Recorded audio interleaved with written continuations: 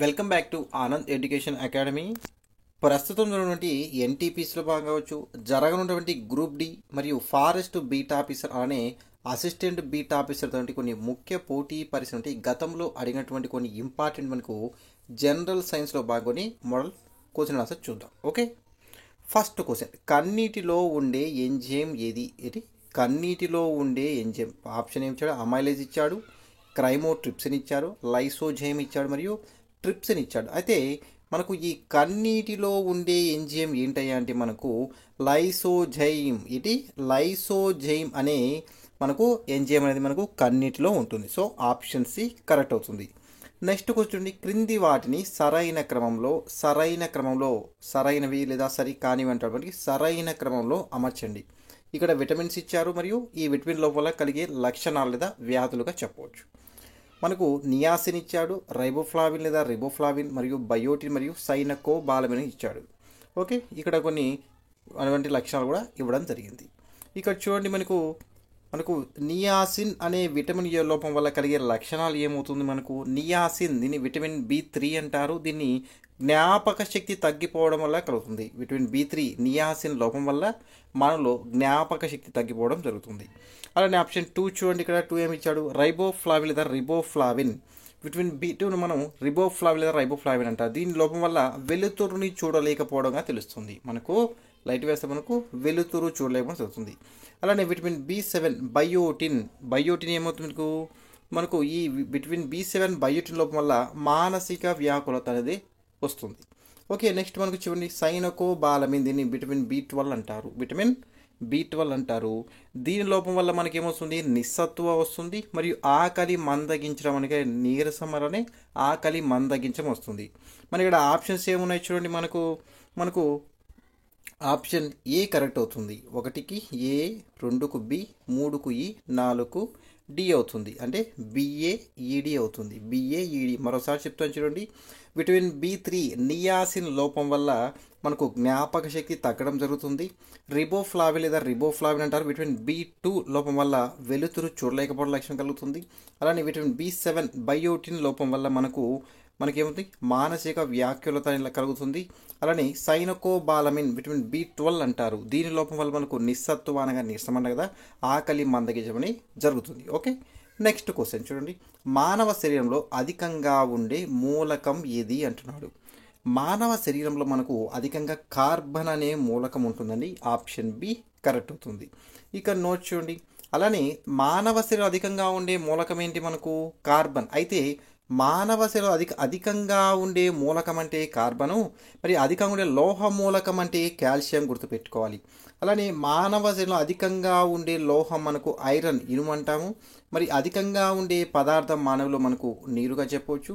అలానే మానవుల్లో అధికంగా ఉండే వాయు మూలకం అంటే ఆక్సిజన్గా తెలుస్తుంది. మళ్ళీ చెప్తాను చూడండి, మానవ శరీరంలో అధికంగా ఉండే లోహం అంటే మనకు కార్బన్, లోహ మూలకం అంటే కాల్షియం అవుతుంది. అలానే మానవులో అధికంగా ఉండే లోహం ఐరన్, ఇనుము. మరి మానవులో అధికంగా ఉండే పదార్థం అంటే నీరు వస్తుంది. అలానే మానవులో అధికంగా ఉండే వాయు మూలకం అంటే ఆక్సిజన్గా ఉంటుంది. గతంలో ఇవన్నీ కూడా ఆడడం జరిగింది. నెక్స్ట్ క్వశ్చన్ అండి, దోమ రక్తాన్ని పీల్చేటప్పుడు గడ్డ కట్టకుండా విడుదల చేసే రసాయనం ఏది? ఓకే, దోమ రక్తాన్ని పీల్చేటప్పుడు గడ్డ కట్టకుండా విడుదల చేసే రసాయనం ఏమి అడుగుతున్నారు. మనకు దోమ ఇలా రక్తాన్ని పీల్చేటప్పుడు గడ్డ కట్టకుండా రసాయనం యొక్క పేరు హీమోలైసిన్ అండి. హీమోలైసిన్ గుర్తుపెట్టుకోవాలి, ఇంపార్టెంట్. హీమోలైసిన్. అయితే ఇక్కడ హిరుడిన్ అని చూడండి, అయితే దోమ అయితే హీమోలైసిన్ రిలీజ్ చేస్తుంది. అలానే జలగ రక్తాన్ని పీల్చేటప్పుడు గడ్డ కట్టకుండా విడుదల చేసే రసాయనం పేరు హిరుడిన్.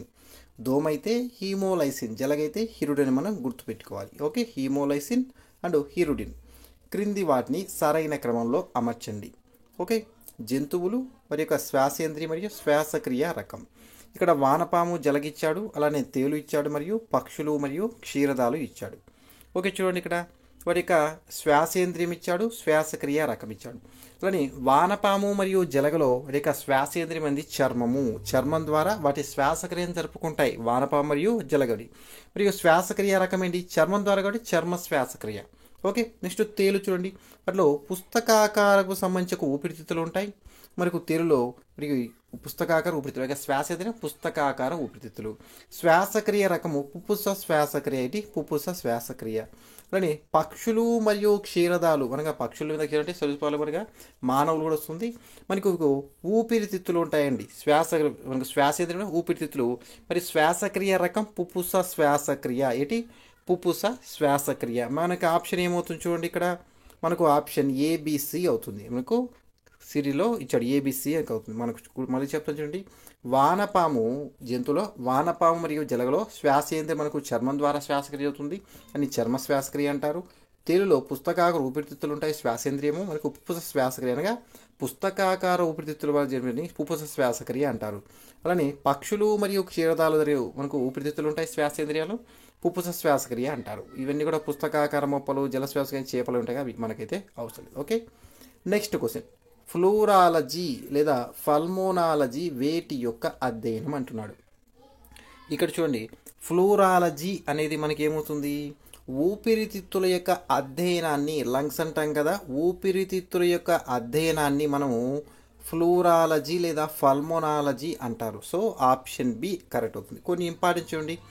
కంటి యొక్క అధ్యయనాన్ని ఆప్థాల్మాలజీ అని, చర్మం యొక్క అధ్యయనాన్ని డెర్మటాలజీ అని, కాలేయం యొక్క అధ్యయనాన్ని హెపటాలజీ అని, క్లోమం యొక్క అధ్యయనాన్ని పాంక్రియాలజీ అని, అలాగే ముక్కు యొక్క అధ్యయనాన్ని రైనాలజీ అని, చెవి యొక్క అధ్యయనాన్ని ఓటాలజీ అని, గుండె లేదా హృదయం యొక్క అధ్యయనాన్ని కార్డియాలజీ అని, రక్తం యొక్క అధ్యయనాన్ని హెమటాలజీ అని, అలానే మూత్రపిండాల యొక్క అధ్యయనాన్ని నెఫ్రాలజీ అని, మెదడు యొక్క అధ్యయనాన్ని ప్రీనాలజీ లేదా ఫ్రీనాలజీ అంటారు. గుర్తుపెట్టుకోవాలి, ఇవన్నీ కూడా గతంలో అడిగినవి.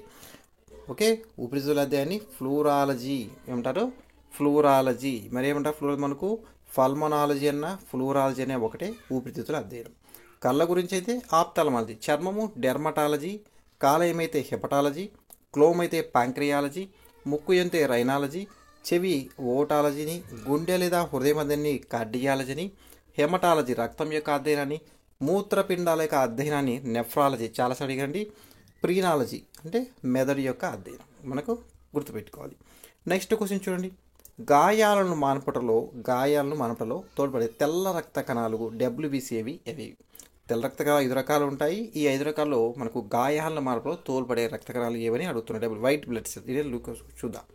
అవి మనకి ఆప్షన్ ఇచ్చాడు. మోనోసైట్స్ ఇచ్చాడు, బేసోఫిల్స్ ఇచ్చాడు, న్యూట్రోఫిల్స్ మరియు ఎసిడోఫిల్స్ కూడా ఇవ్వడం జరిగింది. ఇట్లా ఆప్షన్ ఏమవుతుంది మనకు చూడండి. మనకు మోనోసైట్స్ అనేవి గాయాలను మాన్పడంలో తోడ్పడే తెల్ల రక్త కణాలు చెప్పవచ్చు. నోట్ చూడండి, మనకు 5 రకాలని చెప్పాం కదా. మనకు తెల్ల రక్త 5 రకాలు ఉంటాయి. వీటిలో అత్యధిక సంఖ్యలో ఉండే తెల్ల రక్త కణాలు ఏంటి, న్యూట్రోఫిల్స్. ఇక చూడండి, మనకు మోనోసైట్స్ అని, బేసోఫిల్స్ అని, న్యూట్రోఫిల్స్ అని, ఎసిడోఫిల్స్ అని 4 రకాలతో పాటుగా మనకి ఏముంటాయి ఇక లింపోసైట్స్ అనేవి మొత్తం 5 రకాలు. గుర్తుపెట్టుకొని మళ్ళీ చెప్తాను. మోనోసైట్స్, బేసోఫిల్స్, న్యూట్రోఫిల్స్, ఎసిడోఫిల్స్ మరియు లింపోసైట్స్ మొత్తం 5 రకాలు డబ్ల్యూబీసీలో తెల్ల రక్త కణాలు.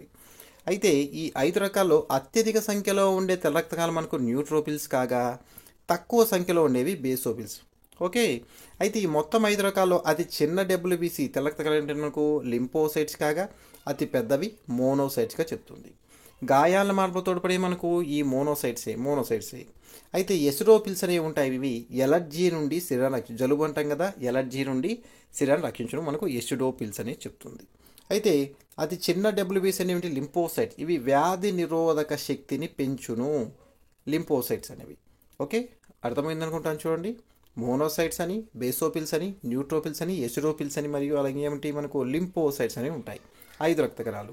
న్యూట్రోఫిల్స్ అనేవి అధిక సంఖ్యలో ఉండే తెల్ల రక్త కణాలు, తక్కువ సంఖ్యలో అయితే బేసోఫిల్స్ ఉంటాయి. అతి పెద్ద డబ్ల్యూబీసీ అయితే మోనోసైట్స్, చిన్నవి అయితే లింపోసైట్స్. ఈ లింపోసైట్స్ మానవులు వ్యాధి నిరోధక శక్తిని పెంచును. ఓకే, ఎసిడోఫిల్స్ అనేవి మనకు ఎలర్జీ నుండి రక్షించడం జరుగుతుంది. Okay, next question. అధికంగా ఆల్కహాల్ సేవించడం వలన మానవుని యొక్క మెదడులోని ఏ భాగం సక్రమంగా పనిచేయదు? ఇవి చాలా అడిగారండి. మనకు సెరిబ్రమ్ అంటారు, దీన్ని మస్తిష్కం అంటారు. దీన్ని ముందు మెదడు అని మరియు పెద్ద మెదడు అని కూడా అంటారు. దీన్ని మస్తిష్కం. ఇది ఆల్కహాల్ సేవించడం మనకు మనలో ఈ సెరిబ్రమ్ లేదా మస్తిష్కం లేదా పెద్ద మెదడు లేదా ముందు మెదడు మనకు సక్రమంగా పనిచేయదు. సో ఆప్షన్ డి కరెక్ట్ అవుతుంది. నెక్స్ట్ క్వశ్చన్, దూరపు వస్తువులు మాత్రమే చూడగలిగి దగ్గరి వస్తువులను చూడలేకపోవడాన్ని ఏమంటారో అడుగుతున్నాడు. మనకు ఇలా దూర వస్తువులు మాత్రమే చూడగలిగి దగ్గరి వస్తువులు చూడలేకపోవడాన్ని మనకు హైపర్ మెట్రోపియా అంటారు. హైపర్ మెట్రోపియా. ఇక్కడ చూడండి, మనకు ఆప్షన్ బి అవుతుంది. దూర వస్తువులు మాత్రమే చూస్తారు కానీ దగ్గరి వస్తువులు చూడలేకపోవడం హైపర్ మెట్రోపియా. ఇక్కడ ఆపోజిట్ చూడండి, దగ్గరి వస్తువులు మాత్రమే చూసి దూర వస్తువులు చూడలేని పరిస్థితి మనకు మయోపియా. మయోపియా అంటే దగ్గరి వస్తువులు చూస్తారు, దూర వస్తువులు చూడలేరు. హైపర్ మెట్రోపియా అంటే దూర వస్తువులు మాత్రమే చూస్తారు, దగ్గరి వస్తువు చూడలేకపోవడానికి హైపర్ మెట్రోపియా. ఓకే, గుర్తుపెట్టుకోవాలి, ఇవి రెండు కూడా ఇంపార్టెంట్. ఇక్కడ నోట్ చూడండి, ఇదే ఈ దూరపు దృష్టి మాత్రమే కనపడుతుంది, దగ్గర చూసి కనపడకపోవడం, దాని ఏమంటారు హైపర్ మెట్రోపియా. అంటే దీన్ని దీర్ఘ దృష్టి అంటారు. దీని నివారణ కోసం మనకు కుంభాకార కటకము, కాన్వెక్స్ లెన్స్ను యూజ్ చేయాలి. ఇలా ఉంటుందండి, కాన్వెక్స్ లెన్స్ను యూజ్ చేయవలసి ఉంటుంది. Very very important. హైపర్ మెట్రోపియా అంటే దీర్ఘ దృష్టి అంటాను. ఇది దూర వస్తువులు మాత్రమే చూస్తాం, దగ్గర వస్తువు చూడలేని పరిస్థితులను హైపర్ మెట్రోపియా అంటారు. దీని నివారణకు కుంభాకార కటకం, కాన్వెక్స్ లెన్స్ను ఉపయోగిస్తారు. అయితే హస్వ దృష్టి మయోపియా అనగా దగ్గర వస్తువులు చూస్తాం, దూర వస్తువులు కనిపించవు, దాన్ని మయోపియా, దీన్ని హస్వ దృష్టి అంటారు. దీనికి నివారణ కోసం మనకు పుటాకార కటకం, కాన్కేవ్ లెన్స్ను ఉపయోగించడం జరుగుతుంది. ఇలా ఉంటుంది. ఓకే, చూడండి ఇక్కడ పుటాకార కటకము, కుంభాకార కటకం. కుంభాకార కటకం అంటే మనకు దూర వస్తువులు కనపడతాయి, దగ్గర వస్తువులు కనపడవు, దాని నివారణ మనకు కుంభాకార కటకం. పుటాకార కటకం అంటే దగ్గర వస్తువులు కనపడతాయి, దూర వస్తువులు కనపడవు, అవి కనిపించడానికే ఈ పుటాకార. గుర్తుపెట్టుకోవాలి, కాన్వెక్స్ కాన్కేవ్ అంటే, కాన్వెక్స్ అంటే కుంభాకార, కాన్కేవ్ అంటే పుటాకార కటకం. ఓకే, నెక్స్ట్ క్వశ్చన్, క్రింది వాటిలో బ్యాక్టీరియా సంబంధిత వ్యాధి కానిది అంటున్నాడు. వ్యాధి కానిది. ఇక్కడ టైఫాయిడ్, టీబీ, క్షయ ఇచ్చాడు, మసూచి, ఆంథ్రాక్స్ ఇచ్చాడు. ఇక్కడ టైఫాయిడ్ అనేది బ్యాక్టీరియా సంబంధిత వ్యాధి, టీబీ క్షయ అంది బ్యాక్టీరియా సంబంధిత వ్యాధి, అలానే మసూచి అంది మాత్రం వైరస్ సంబంధిత వ్యాధి, ఆంథ్రాక్స్ అంది బ్యాక్టీరియా సంబంధిత వ్యాధి. ఇక్కడ సంబంధిత వ్యాధి కానిది అంటే మనకు ఆప్షన్ సి అవుతుంది, మసూచి వ్యాధి అవుతుంది. అయితే ఈ మసూచి వ్యాధిని స్మాల్ ఫాక్స్ అని కూడా అంటారు. ఏమంటారు? Smallpox. ఇది వారియోలా అనే వైరస్ వలన వస్తుంది. స్మాల్ ఫాక్స్ వ్యాధి వారియోలా అనే వైరస్ వల్ల వస్తుంది. అయితే ఈ స్మాల్ ఫాక్స్ వ్యాధిని మనకు 1995లోని భారతదేశంతో పాటు ప్రపంచవ్యాప్తంగా నిర్మూలించబడింది. గత చాలా ఎగ్జామ్లు అడిగాడు ఈ వ్యాధి ఇచ్చి, క్రింది వ్యాధిలో భారతదేశంలో పూర్తిగా నిర్మూలించబడిన వ్యాధి ఏది అని చాలాసార్లు అడిగాడు. మనకేంటి? మసూచి వ్యాధి. ఇది వైరస్ సంబంధిత వ్యాధి, వారియోలా అనే వైరస్ వల్ల వస్తుంది. 1995లో దీన్ని పూర్తిగా నిర్మూలించబడింది. ఓకే, స్మాల్ ఫాక్స్ అన్న మసూచి అన్న కూడా ఒకటే. ఓకే, నెక్స్ట్ క్వశ్చన్, పండ్లు సహజం కాదండి, అసహజంగా పండించడానికి ఉపయోగించే వాయువు ఏది? ఇక్కడ ఎసిటల్ ఇచ్చాడు, ఈథేను, కార్బన్ డైఆక్సైడ్ మరియు ఇథలిన్ ఇచ్చాడు. అయితే ఇథిలిన్ అనే వాయువు అసహజంగా పండించడానికి పళ్ళను ఉపయోగించడం జరుగుతుంది, ethylene. Okay, option D correct అవుతుంది. నెక్స్ట్ క్వశ్చన్, పాల స్వచ్ఛతను ఏ పరికరం ద్వారా కొలుస్తారు? చాలాసార్లు అడిగారండి. పాల యొక్క స్వచ్ఛతను మీకు తెలిసేది లాక్టోమీటర్ అనే పరికరం ద్వారా పాల యొక్క స్వచ్ఛతను తెలుసుకోవడానికి ఉపయోగిస్తారు. ఆప్షన్ ఏ కరెక్ట్ అవుతుంది. నెక్స్ట్ క్వశ్చన్, మానవులో మొత్తం ఎన్ని ఎముకలు ఉంటాయి? ఇది మనకు తెలిసిన క్వశ్చన్, చాలాసార్లు అడగడం జరిగింది. మానవులోని మొత్తం ఎముకల సంఖ్య 206. ఆప్షన్ డి కరెక్ట్ అవుతుంది. నెక్స్ట్ క్వశ్చన్ అండి, బయోగ్యాస్లో ఎక్కువ శాతంలో ఏ వాయువు ఉంటుంది? మనకు బయోగ్యాస్లో చూడండి, H2O ఇచ్చాడు, CH4 ఇచ్చాడు, CO2 ఇచ్చాడు, H2S కూడా ఇచ్చాడు. బయోగ్యాస్లో మనకు ఎక్కువ ఏ రకమైన వాయువు ఉంటుంది? మనకు మీథైన్ ఉంటుందండి. చాలాసార్లు అడిగారండి. మనకు బయోగ్యాస్లో మనకు CH4 అనే మీథేన్ అనే వాయువు ఎక్కువ శాతం ఉంటుంది. బయోగ్యాస్లో మీథేన్ అనే వాయువు ఎక్కువ శాతంలో ఉంటుంది. మనకైతే ఇళ్ళలో వాడే LPG, లిక్విడ్ పెట్రోలియం గ్యాస్లో మనకు బ్యూటేన్ మరియు ప్రొపైన్ ఉంటాయి. బయోగ్యాస్లో అయితే మీథేన్ ఉంటుంది. LPG, లిక్విడ్ పెట్రోలియం గ్యాస్ మన హౌస్లో ఉపయోగిస్తాం కదా, ఆ సిలిండర్లో మనకి ఏముంటుందంటే ఏమని చెప్పాను, మనకు బ్యూటేన్ అని ఎక్కువ మొత్తంలో ఉంటుంది. బ్యూటేన్ మరియు ప్రొపైన్ ఉంటాయి. ఎక్కువ మొత్తంలో అంటే బ్యూటేన్గా గుర్తుపెట్టుకోవచ్చు. ఓకే, నెక్స్ట్ క్వశ్చన్, ఎర్ర రక్త కణాల యొక్క జీవితకాలం ఎంత అడుగుతున్నారు. అయితే ఎర్ర రక్త కణాల యొక్క జీవితకాలం మనకు 120 రోజులు లేదా 4 నెలలు లేదా 4 months అండి మనకు. అయితే ఇక్కడ చూడండి, ఎర్ర రక్త కణాలం అయితే 120 రోజులు లేదా 4 నెలలు. తెల్ల రక్త కణాల జీవితకాలం అయితే 12 నుంచి 13 రోజులు మాత్రమే ఉంటుంది. ఓకే, 12 నుంచి 13 రోజులు అయితే తెల్ల రక్త కణాలు. ఎర్ర రక్తం అంటే 120 రోజులు లేదా 4 నెలల కాలం అయితే వీటి యొక్క జీవితకాలం అనేది ఉంటుంది. ఓకే, ఈ క్లాస్ని ఇక్కడ స్టాప్ చేస్తాను. మరొక వీడియో మళ్ళీ చూద్దామండి. మనకు ఎన్టీపీసీ అనే ఎగ్జామ్ కూడా జరుగుతుంది. నెక్స్ట్ మనకు గ్రూప్ డి రైల్వే ఎగ్జామ్ త్వరలో ఉంటుంది. వారి కోసం ఉపయోగపడే విధంగా ఈ బిట్స్ మనం ప్రొవైడ్ చేయడం జరుగుతుంది. మరొక వీడియో మళ్ళీ చూడండి. ఈ వీడియో మిగతా లైక్ అండ్ షేర్ చేయండి. మంచిగా తప్పకుండా సబ్స్క్రైబ్ చేసుకోండి. Thank you for watching.